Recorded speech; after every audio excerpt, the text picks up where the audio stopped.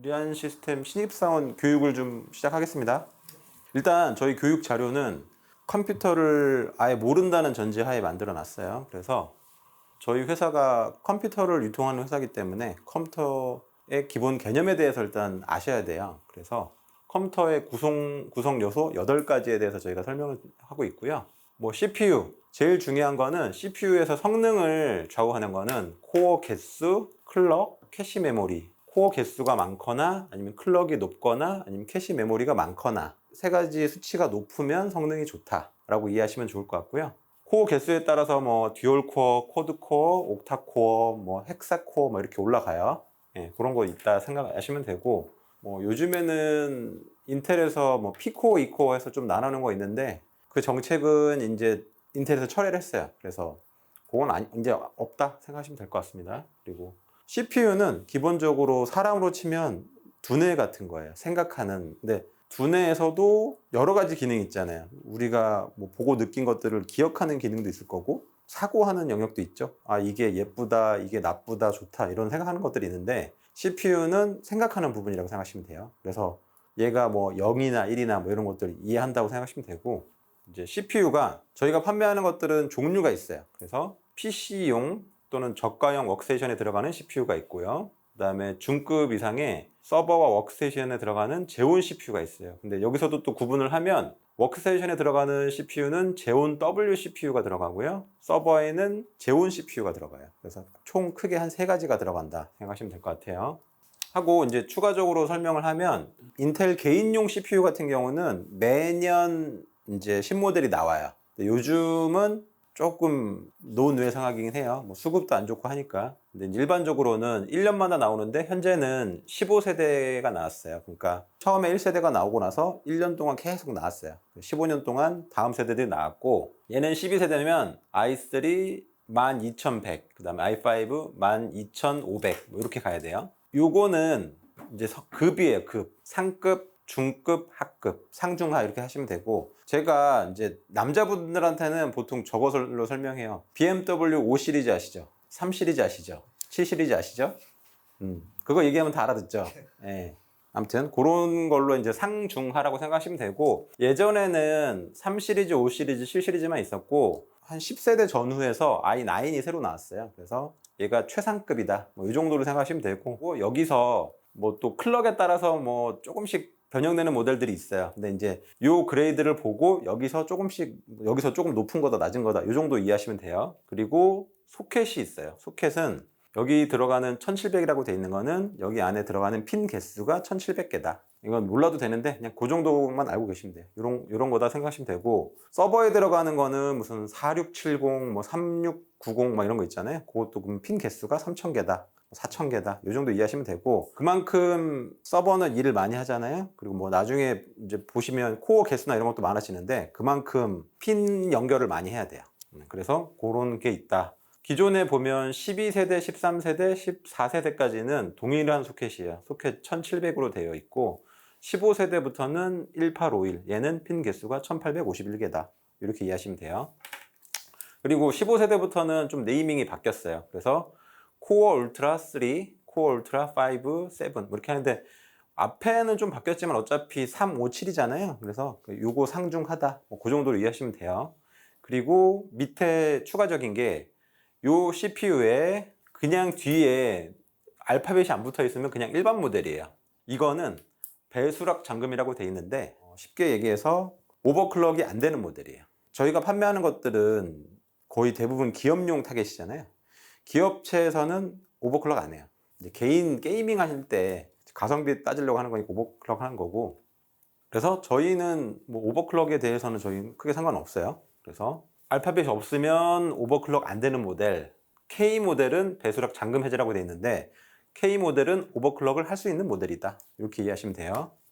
그리고 뒤에 또 F가 붙는 게 있어요. F는 기본적으로 이렇게 뒤에 알파벳이 없으면 내장 그래픽 칩이 들어있어요. 저희 거 그 견적서 보시면 GPU가 없더라도 안에 그 내장 그래픽 칩셋 들어있죠. 뭐 HD 730이나 뭐 이런 거 들어있는 거 있거든요. 그게 내장 그래픽 코어 칩셋이 들어있어요. 자, 그러면 질문. 그래픽 카드에도 VRAM이 들어가잖아요. 내장 그래픽은 램 어떻게 될까요? 자체 램을 사용하지 않을까요? 범용 램. 거기 있는 거 쉐어했었어요. 최근에 새로 나온 GB10 있죠. 네. GB10 경우도 128기가인데 GB10도 그것도 시스템 메모리하고 VRAM하고 같이 공유해요. 그래서 F가 붙어 있으면 제가 얘기했던 내장 그래픽 카드가 빠져 있는 모델이라고 생각하시면 돼요. 근데 저희가 판매하는 것들은 F나 T는 거의 안 붙고요. 그냥 일반 모델 또는 K 모델만 재고 운영을 하니까 그 정도 있다. 그리고 이제 FT는 조립할 때 가끔 볼 수 있어요. 그리고 지금 제가 좀 전에 설명은 안 했는데 T 모델 같은 경우는 저전력 CPU예요. 그래서 14900T라고 돼 있으면 일반적으로 뭐 i5 이런 건 CPU는 소비 전력이 65W인데 보통 한 절반 정도 먹어요. 한 30에서 35W 정도 소비 전력이거든요. 이런 거 하는 이유는 미니 PC가 보통 아답터가 한 200W, 300W 이내거든요. 그러니까 CPU가 막 100W 이상 먹고 이래버리면은 못 버텨요. 그러니까 같은 칩셋에다가 전기를 적게 먹여서 너는 좀 일 덜해. 예, 그렇게 생각하시면 돼요. 그래서 이런 제품이 있다. 그냥 그 정도만 아시면 되고 미니 PC는 저희가 크게 팔 일은 없어요. 네. 그리고 이제 요 CPU들을 보면 제가 설명한 대로 이렇게 패턴이 있잖아요. 14100 이렇게 되면 14세대 CPU에 하급 CPU구나. 그러니까 요걸 보면 얘가 지금 몇 세대고 어느 정도 성능이다 이해하시면 돼요. 그리고 뭐 추가적으로 할 거는 이제 일반 PC 같은 경우는 보통 사무용 PC 기준에서 300W에서 500W 정도 쓰거든요. HP 기업용 PC가 500에서 550W 정도 하거든요.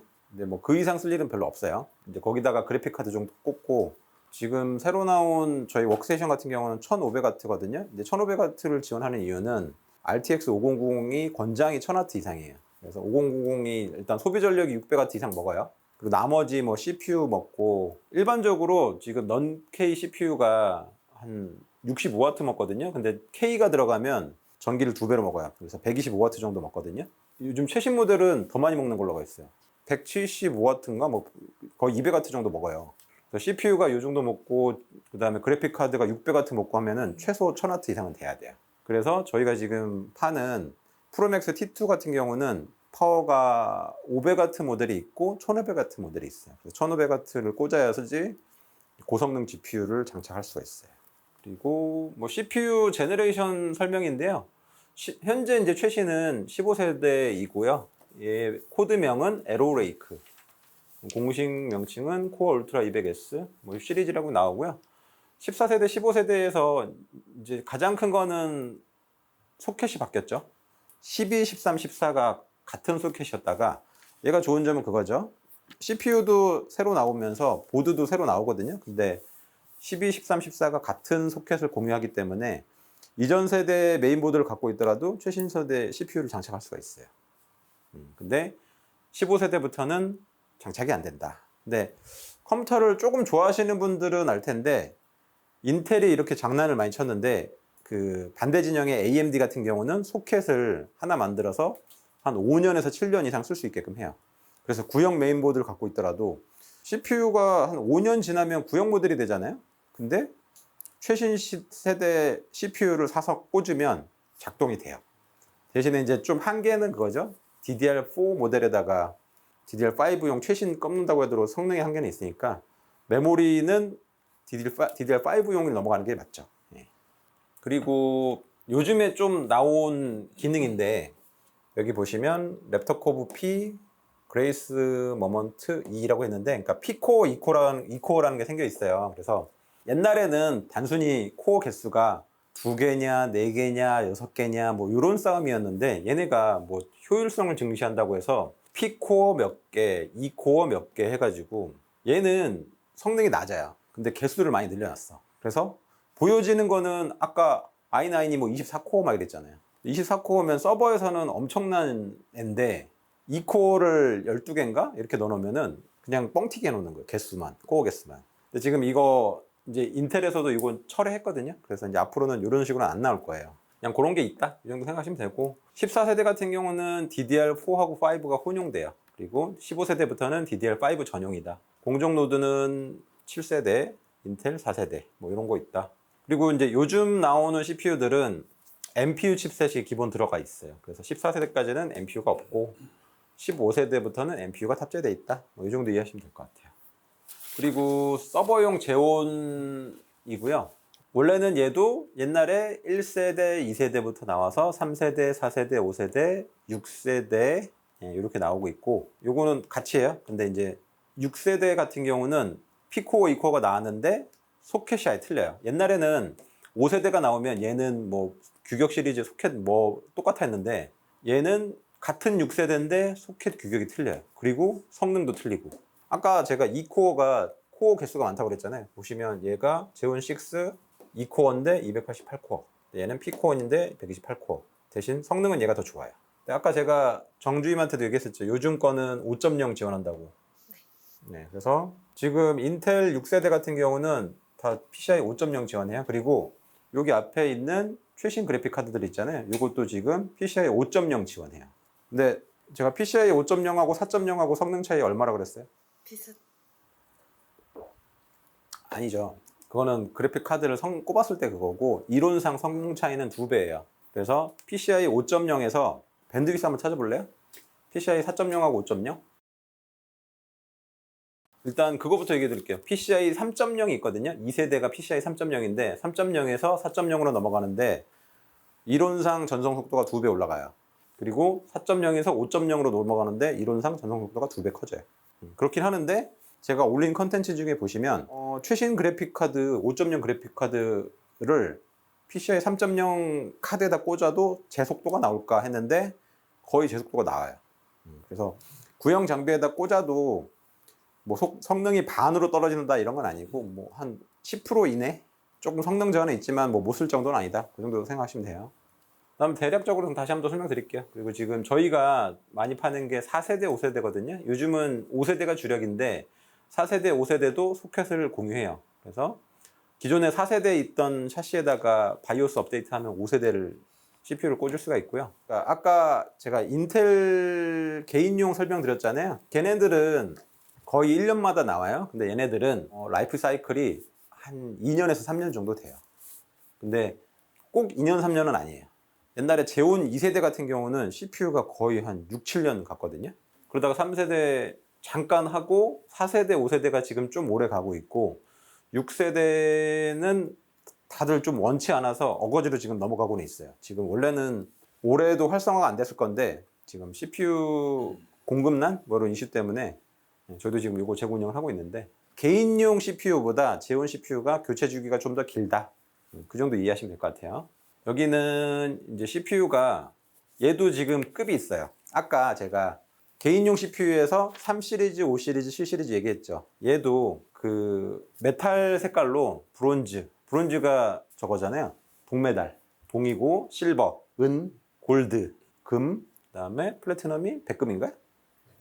이렇게 메달 색깔로 얘기하고 제온도 비슷해요. 얘도 6300 시리즈, 500 시리즈, 700 시리즈, 900 시리즈 이렇게 해서 앞에 6은 6세대고 두 번째 숫자가 이제 그레이드, 상급, 중급, 하급 뭐 이 정도다 이렇게 이해하시면 돼요.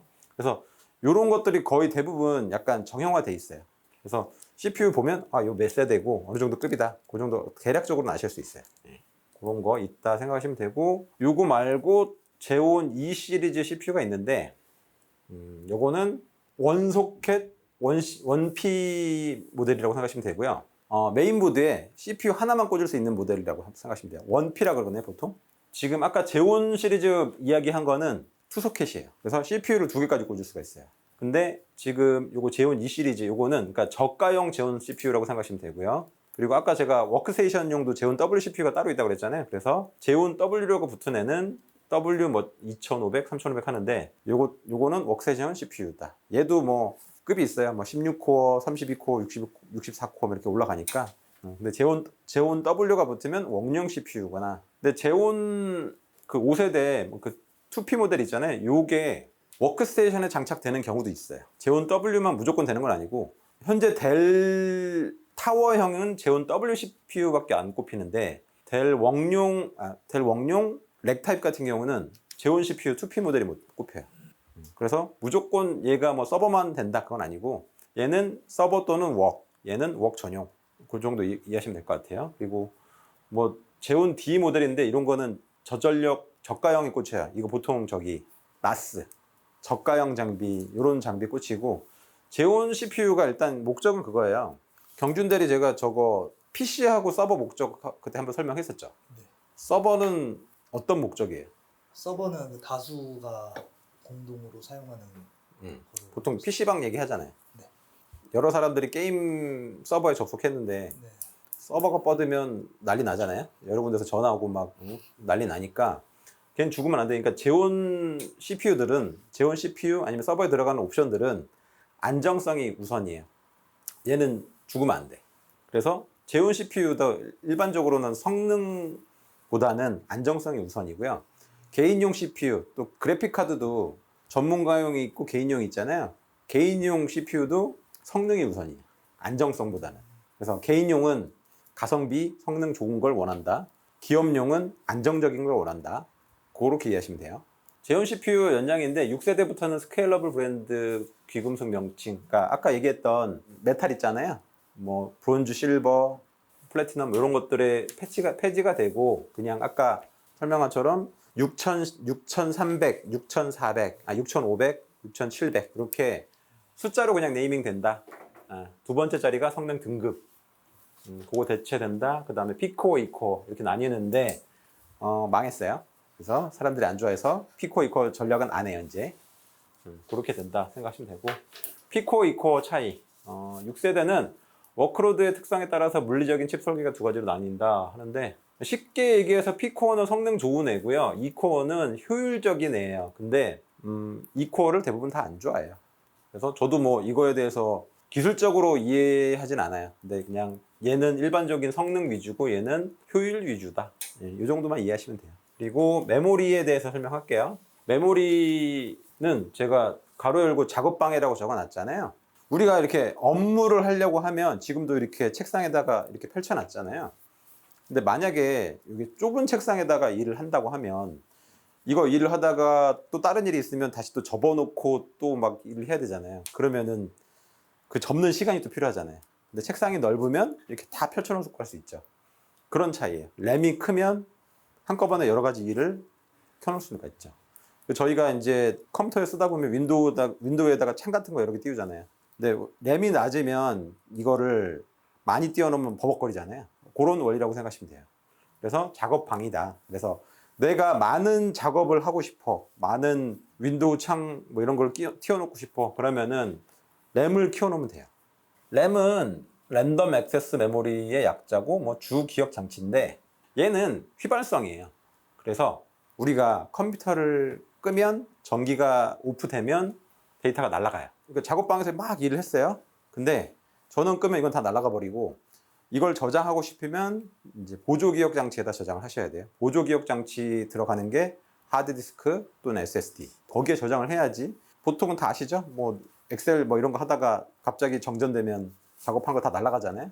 저장을 해야 된다. 그 저장은 보조 기억 장치에 저장이 된다. 그 정도 이해하시면 돼요. 저희가 이거 시험 보려고 하는 거 아니니까 그 정도 이해하시면 되고 메모리의 종류는 소딤, 유딤, 이딤, 알딤이 있어요. 그리고 또 요즘에 새로운 규격이 나오긴 하는데 그건 다음에 할게요. 거기까지가 어렵고 소딤은 쉽게 얘기해서 노트북용 메모리, 조그만 메모리 있어요. 저희가 일반적으로 아는 메모리 반절 정도 되는 사이즈인데 걔도 뭐 DDR5, 4 뭐 그 동일하게 나오고 클럭 같은 경우도 요즘에 5600 뭐 이런 클럭 하는데 5600, 6400 하는데 동일하게 들어가요. 그런 게 있다. 그리고 UDIM은 언버퍼드 메모리라고 하는데 얘는 PC 또는 저가형 워크스테이션에 들어가고요.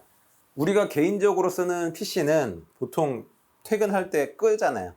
그래서 얘는 저런 기능이 없어요. 오류 보정 기능이 없어요. PC를 한 3일 정도 켜놓으신 적 있으세요 혹시? 집에서 쓰는 PC를 네. 며칠 동안 켜놨어요. 네. 그러면은 느려질까요 안 느려질까요? 느려져요. 그러니까 그게 윈도우가 계속 돌아가면서 오류들이 쌓여요. 그러면서 느려지거든요. 근데 이제 그거를 EDIM이나 RDIM 같은 경우는 오류 보정 기능이 있거든요. 그래서 제가 서버 같은 경우는 24시간 뭐 몇 년 동안 켜놔야 된다 그랬죠. 그러면 이런 오류들을 보정해줘야지 컴퓨터가 느려지지가 않아요. 근데 그 기능을 넣으면 비싸지잖아요. 그래서 개인용 PC는 어차피 퇴근할 때 끄니까 끄고 다시 키면 초기화돼요. 그래서 그냥 저가형 메모리를 쓰는 거예요. 그래서 PC 또는 저가형의 UDIM을 사용하는 거고 EDIM, RDIM은 보면 메모리 오류 보정, 그다음에 메모리 오류 보정 플러스 레지스터 기능. 뭐 레지스터가 저도 정확하게 기술적인 모르겠어요. 근데 그러니까 이런 기능들이 추가가 돼서 얘는 저가형 서버 또는 워크스테이션, RDIM은 중급 이상의 서버나 워크스테이션에 장착이 된다. 그래서 저희 뭐 재고표 같은 데 보면 EDIM, UDIM, RDIM 이렇게 있는데 조금 헷갈릴 때가 있어요. 그건 주의하셔야 돼요. UDIM이라고 되어 있는데 뒤에 뭐 E라고 붙어 있다. 그럼 ECC예요. R이라고 붙어 있다. 그럼 RDIM이에요. 네. 그런 기능이 있다. 그 정도만 이해하시면 돼요. 서버는 365일 24시간 돌아가는 장비라서 속도가 느리지만 이런 기능들이 추가가 돼 있어야지 재부팅을 안 해도 돼요. 그리고 뭐 메모리 클럭인데 지금은 DDR4를 많이 쓰진 않는데 DDR4에서 뭐 2400 여기서 곱하기 8을 하면 요 배수가 나오거든요. 2666에서 곱하기 8, 3000에서 곱하기 8 이렇게 해서 DDR4까지는 3200이었고요. DDR5부터는 4800, 5200. 근데 보통은 요거는 잘 안 넘어갔던 것 같아요. 얘도 3000 클럭은 안 썼던 것 같고 4800 일반적으로 유통되다가 5600 유통되다가 요거 안 되고 6400으로 넘어갔어요 지금. 그래서 지금 현재는 메모리가 5600 또는 6400 혼용하는 시기예요. 네. 메모리 칩과 메모리 모듈은 속도로 표기되는데 표기벽에 있어서 3200이라고도 하고 25600이라고도 하는데 여기에 곱하기 8개를 붙여서 곱하기 8 하면 돼요. 그래서 요 숫자를 보시고 뭐 몇 클럭이다 하시면 되고 요거는 아까 제가 설명했던 일반 메모리 사이즈고요. 요거는 소딤 노트북용 메모리고 추가로 얘기하면 요거는 보통 삼성에서 나오는 시금치 메모리라고 해요. 그래서 약간 시금치 색깔이라서 그리고 하이닉스에서 나오는 거는 까만색이에요. 걔는 별명이 흑금치예요. 예, 아무튼 뭐 사람들이 그런 식으로 얘기하니까 그런 거 있다. 예, 이해하시면 되고요. 내려가시죠. 메인보드. 메인보드니까 중요한 보드겠죠. 메인이 되는 보드이기도 하고 마더보드라고도 해요. 엄마 같은 아이예요. 그래서 다 품어줘요. CPU도 얘가 꽂아주고 램도 꽂아주고 그래픽카드도 꽂아주고 그냥 이것저것 다 받아주는 카드다. 보드다 생각하시면 돼요. 그래서 컴퓨터 내에서 기본 회로와 부품을 담고 있는 가장 기본적이고 물리적인 하드웨어. 컴퓨터 안에서 아까 제가 설명한 대로 다 꽂을 수 있어요. CPU, 메모리, 그 다음에 그래픽카드, 뭐 확장카드로 뭐 램카드, 그 다음에 여기 사타 포트가 있는데 하드디스크 이런 것도 다 연결할 수 있어요. 예. 그런 거 있다 생각하시면 되고 나중에 이제 조립을 조금 하다 보면 이제 이 보드가 규격이 있어요. 그래서 M-ATX, ATX, EATX. 그래서 이 보드 사이즈에 맞춰서 케이스도 맞춰서 껴야지 장착을 할 수 있다. 그 정도 이해하시면 돼요. 그리고 아까 제가 정주임한테 이야기했었죠. PCI 그래픽카드가 16배속이 있어요. 지금 있는 이 그래픽카드 이 사이즈가 PCI 16배속이에요. 근데 요거 절반만한 거. 절반만한 게 PCI 8배속이거든요. 얘는 PCI 8배속 카드 사진이고 요거에 지금 거의 한 반 사이즈예요. 그리고 요거에 또 반 사이즈가 PCI 4배속. 그리고 더 짧은 애는 1배속. 근데 1배속은 거의 일반적으로 없어요. 보통 4배속, 8배속, 16배속이 있다. 얘도 그만큼 4배속에서 8배속 가면 2배 커지고 밴드위스가 얘도 16배속 더 커져요. PCI 슬롯이 클수록 더 많은 성능을 지원한다 생각하시면 되고 그리고 여기에 조금 자료는 없는데 PCI 익스프레스 제가 이거 16배속 이라고 했잖아요. 그러면 얘는 PCI 레인이 16개예요. 질문. i 시리즈 일반 개인용 CPU에다가 GPU 2장 이상 꽂을 수 있을까요? 없을까요? 꽂을 수 있어요. 꽂을 수 있어요? 꽂을 수 있어요. 메인보드에 꽂을 수는 있는데 네. 제 성능이 나올 거야 안 나올 거야? 안 나와요. 왜요? 그만큼 메인보드가 CPU에서 간다는 거예요. CPU의 PCI 레인 수가 정해져 있어요. 구글에서 인텔 i9 14900 이렇게 보실래요? 여기서 보시면 일단 뭐 코어 개수 있죠. 아까 설명했던 뭐 P코어, E코어도 있죠. 얘는 125W를 먹네요. 터보하면 250W 먹고. 그러니까 얘가 일 열심히 할 때는 250W까지 먹어요. 평상시에는 125W를 먹고. 이렇게 하시면 돼요. 캐시 메모리 32. 아까 제가 설명했던 것들이 대충 다 들어있죠. 아, 요거 설명 안 했는데 스레드라는 게 있어요. 하이퍼 스레딩 기술이고 얘는 이제 그 가상 CPU인데 만약에 내가 4코어짜리야. 근데 8스레드야. 그러면은 코어가 8개로 보여요. 근데 하이퍼 스레드를 지원하면 뻥튀기가 되는 거고, 저가형 제온 CPU에는 그냥 4코어 4스레드 제품도 있어요. 근데 일반적으로는 하이퍼 스레드를 지원해서 보통 2배수로 보여요. 근데 여기 보시면 스레드 수가 이렇게 나오는데, 원래는 얘가 8코어 16코어면은 2배로 하면은 코어가 더 많아야 되거든요. 그쵸? 48이 나와야 되잖아요. 근데 P코어는 2배가 돼요. 스레드가 2배가 되는데 하이퍼 스레딩을 지원해서, 근데 2코어는 그냥 16코어 16 스레드야. 그래서 16 더하기 16이 되는 거예요. 그래서 스레드 개수가 32가 돼요. 이해 가시죠? 얘네들은 그냥 기본 주파수에서 최대 이제 부스트를 하면 클럭이 높아진다. 근데 저희는 기본적으로 얘기할 때는 P코어의 기본 클럭 있죠. 퍼포먼스 코어 클럭. 이거를 기본적으로 기본 클럭이라고 얘기해요. 그래서 저희가 관공서 입찰하다 보면 네. 규격사에 있는 클럭 있죠. 오늘 기본 주파수 클럭을 이야기하는 거예요. 네. 그리고 아까 얘기했던 캐시 메모리, 코어 이런 것들이 높아야지 성능이 좋다. 아까 그 이야기한 거, 설명한 거 다 들어있어요. 그리고 추가적으로 좀 보시는 거 얘기 들으면 얘는 출시일이 23년도 4분기 출시했다. 이런 뜻이에요. Q4는 1분기, 2분기, 3분기, 4분기 중에 4분기에 출시했다. 그런 뜻이에요. 그 다음에 여기 보면 동작 메모리가 5600 또는 3200.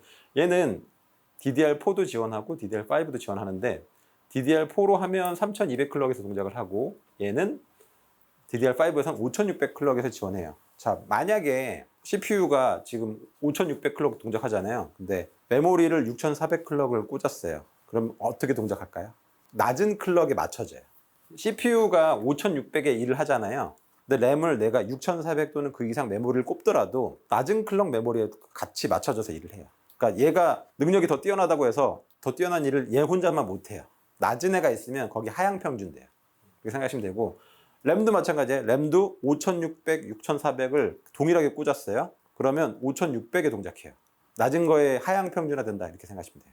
그런 거 있고요. 그리고 아까 제가 이야기하려고 했던 게 PCI 레인 수거든요. 보시면 최대 PCI 익스프레스 레인 수라고 있죠. 얘는 PCI 카드를 꼽을 수 있는 라인이라고 생각하는데, 레인, 그 철도 레인, 그런 개수예요. 그래서 아까 PCI 16배속을 하나 슬롯이 있으면, 제가 최한주 대리한테 물어봤죠. 하나는 16배속으로 동작하고 아니면 두 개를 꽂으면 8배속 플러스 4배속으로 움직여요. 동작해요. 얘는 보면 하나 16배속으로 동작하고 하나 4배속, 아니면 8배속 두 개로 동작하고 4배속, 이렇게 돼요. 슬롯이 많다고 해서 다 동작하는 건 아니에요. 이런 차이점이 있고, 저거 한번 보실래요? 그 인텔 5세대 제온 4509Y 한번 쳐보실래요? 견적을 넣다가 잘 모르는 거 있으면 이렇게 인텔 홈페이지 가서 보면 돼요. 한 가지 제가 아까 설명 안 한 게 권장 고객 가격이라는 게 있죠. 이거는 MSRP라고 하거든요. MSRP라고 해서 권장 소비자 가격? 뭐 이 정도로 생각하시면 돼요. 인텔에서는 이 가격에 출시한 거예요. 676달러에 출시했다 생각하시면 돼요. 근데 이거는 출시 가격이고, 뭐 사람들이 안 찾으면 유통가가 떨어지고 막 그래요. 예. 그리고 지금 같은 경우는 막 서로 찾으니까 가격이 막 CPU가 2배 오르기도 해요. 그런 경우도 있어요. 근데 이 가격을 보면 대략 얼마에 출시가 됐다. 요즘 환율 뭐 1,500원 초반이니까 곱하기 1,500 하시면 대략 원래 얼마에 출시가 됐다. 그 정도 이해하시면 돼요. 내려가시죠. 아까 그 PCI 레인수 한번 보여드릴게요. 얘 보면 PCI 레인수가 80개 있죠. 그리고 얘는 제가 아까 2P까지 지원한다고 했죠. CPU 2개까지 꽂을 수가 있어요. 그러면은 160 레인이에요. 160 레인이면 이론적으로는 16배속 10개 꽂을 수가 있어요. 그쵸? 그래서 개인용 CPU에서는 GPU는 한 장까지밖에 안 된다고 생각하시면 돼요. 만약에 GPU 2장 이상을 꼽을 거다 그러면은 제온 CPU 또는 웡용 CPU 있죠. 스레드리퍼. 그러니까 AMD 기준에서는 스레드리퍼 또는 에픽, 그리고 인텔에서는 제온 CPU, 제온 W로 가야지 멀티 GPU 장착이 가능하다. 네. 이해하시면 돼요. 네. 그리고 아까 여기 소켓도 4677이니까 핀수는 4677개다. 이렇게 이해하시면 돼요. 요거는 이제 일반적인 조립에 들어가는 메인보드인데, 뭐 요즘에 있는 포트도 있고 없는 포트도 있는데 간략하게 설명드릴게요. 뭐 USB-A 타입 포트고요. 그 다음에 PS2. 요즘에는 거의 안 쓰죠. 옛날에 키보드 마우스. 그리고 요것도 요즘 거의 안 쓰는 건데 DVI 단자. 그 다음에 얘가 4번이 D서브. 아날로그 출력 단자고, HDMI. 얘는 USB 3.0 파란색은 까만색은 2.0 단자, 그 다음에 램 포트, 오디오 포트. 모르는 거 없죠? 다 아시죠? 이건 넘어갈게요. 그 다음에 SSD. 아까 제가 램 같은 경우는 주기억 장치라고 했는데 얘도 어떻게 보면 보조 기억 장치도 사람의 머리의 일부예요. 사람 머리 기능 중에 기억을 저장하는 부분이 있잖아요. 얘도 기억하는 저장 장치예요. 그리고 SSD는 플래시 메모리 기반으로 해서 일반적인 하드보다는 빨라요. 근데 단점은 읽기 쓰기를 많이 하면 얘도 나중에 느려요. 그리고 하드 대비 상대적으로 비싸진다. 지금 이야기하는 건 일반론이고 뭐 요즘은 다 비싸요. 싼 게 없어요. 그리고 뭐 인터페이스가 있어요. 그래서 저희가 지금 일반적으로 서버에 들어가는 건들은 SATA SSD예요. 기존에 옛날에 SATA 방식이 있고 여기에 또 설명 안 된 거 있는데 SAS 하드 방식이 있어요. SAS 디스크 규격이 있고 그 다음에 SSD에서는 M.2 규격이 또 있어요. M.2 이전에 M.SATA라는 규격도 있었어요. 아무튼 그거는 그냥 거쳐간 거니까 중요하지 않고 지금은 SATA와 M.2 두 가지 방식이 있다. 그 정도 생각하시면 되고요. M.2는 M.2 SATA와 NVMe가 있다. 아까 제가 했던 M.SATA가 M.2 SATA하고 동일해요. 근데 M.2 SATA는 SATA 기반으로 해가지고 속도가 느려요. 대략 500메가 정도 나오고 요즘에 M.2 같은 경우는요. 최신 모델은 전송 속도가 한 7,000? 8,000도 나와요. 5.0 기반은. 근데 요즘에는 잘 많이 안 쓰고 4.0 기반으로 많이 쓰는데 걔가 한 3,000에서 5,000 정도? 그러니까 5,000이라고 따지면 옛날에 구형 SATA가 500메가거든요. 전송 속도가. 그럼 10배 빠른 거예요. 이론상. 그래서 옛날에 구형 PC에다가 SSD만 업그레이드하면 부팅 속도가 훨씬 빨라지거든요. 그런 식으로 저게 구형 PC 많이 살렸었어요. 네, 그런 식으로 NVMe 또는 SATA SSD만 해도 그러니까 일반 SATA 그러니까 SSD 말고 구형 버전 같은 경우는 훨씬 더 느려요. 500메가도 빠른 거예요. 그래서 2.5인치 구형 SATA만 바꿔도 훨씬 더 빨라져요. 그런 게 있다. 이 정도 이해하시면 됩니다. 그리고 하드디스크는 얘도 보조 기억 장치의 일종이고요. 아까 SSD는 그 낸드 플래시 칩에다가 저장을 하는 거고 얘는 디스크 플래터. 옛날에 CD-롬 아시죠? CD 같은 원형 판이 하드 안에서 돌고 있어요. 플래터라고 하거든요. 그 플래터 안에다가 디스크 암이 이렇게 적어요. 저장을 해요. 그래서 그렇게 하는 저장 방식이고 이 안에 플래터가 빨리 돌아야지 전송이 빨라져요. 그래서 그 회전 속도가 따로 써 있어요. 자, 얘는 좀 전에 설명한 것처럼 고속으로 디스크를 회전시켜서 저장하는 방식이고 충격에도 약하고 소리도 나요. 그리고 장점은 SSD 대비 상대적으로 저렴하다. 그리고 상대적으로 안정적이고 대용량이다. 그리고 단점은 SSD보다 속도가 느려요. 그리고 현재 쓰는 거는 SATA3 또는 SAS 방식 이런 방식이 있고요. SAS는 서버 쪽 규격이에요. 옛날에는 SATA 스캇이라고 불리며 기존 스캇이 방식의 계산한 방식. 근데 그냥 뭐 이런 이론적인 건 논하고 SAS는 서버 쪽 규격이다. 옛날 SAS는 니어라인 SAS라고 해서 3.5인치가 들어가는 그러니까 대용량 디스크 SAS라고 생각하시면 돼요. 일반적인 SAS는 2.5인치 규격이에요. 300기가, 600기가, 900기가 요즘에는 300, 600 단종됐고요. 600기가 1.2테라, 2.4테라 이렇게까지가 2.5인치 SAS고요. 지금 4테라, 6테라, 8테라, 18테라는 3.5테라예요. 이거는 제가 보기엔 잘못된 것 같고 SATA도 일반적인 SATA3 방식으로 3.5인치 하드디스크라고 생각하시면 돼요. 지금 SAS는 보통 2.5인치고 니어라인도 3.5인치, 얘도 3.5인치. SSD는 일반적인 거 SATA SSD는 2.5인치 하드디스크 규격이고요. NVMe 규격이 있어요. 일반적인 그 시금치 램보다 한 반절 정도 사이즈, 좀 얇은 사이즈로 있는데 그거 규격이 있다 생각하시면 되고 용량은 128, 256, 512 최근에는 8테라까지 나왔어요. 네, 그런 거 있다. 그 정도 이해하시면 될 것 같아요. 그리고 아까 그 RPM 있어요. NL-SAS에는 플래터가 빨리 돌아야 전속 속도가 빨라지거든요. 그래서 SAS 같은 경우는 서버용이라고 그랬잖아요. 그래서 얘는 15,000rpm까지 있고요. SATA 같은 경우는 보통 7,200rpm, 뭐 예전에 5,200rpm이긴 한데 5,200 요즘 거의 안 쓰고요. 일반적으로 SATA는 7,200rpm. SAS 규격은 15,000rpm. 그 다음에 SSD는 그보다 훨씬 더 빨라요. SSD NVMe 같은 경우는 얘도 이제 PCI 3.0, 4.0, 5.0 이런 식으로 가요. 규격이. 그래서 얘보다 일반적인 SAS, SATA보다는 NVMe 규격이 훨씬 더 빠르다. 네, 그 정도 이해하시면 돼요. 들어가시죠. 그리고 ODD도 보조 기억 장치의 일부긴 한데 요즘에는 거의 안 쓰죠. 근데 이제 뭐 가끔 쓰는 게 관공서 여기에 USB 못 갖고 들어야 그럼 CD 구워서 데이터 갖고 들어가야 돼요. 예. 그 정도라고 생각하시면 돼요. 그리고 이제 CD, ODD가 읽기만 가능한 거는 롬이라 그래요. 그리고 읽고 쓰고 할 수 있는 건 RW, 리라이터블 약자거든요. 리라이트 할 수 있다, 없다, 그 차이 있다. 그 정도 생각하시면 되고요.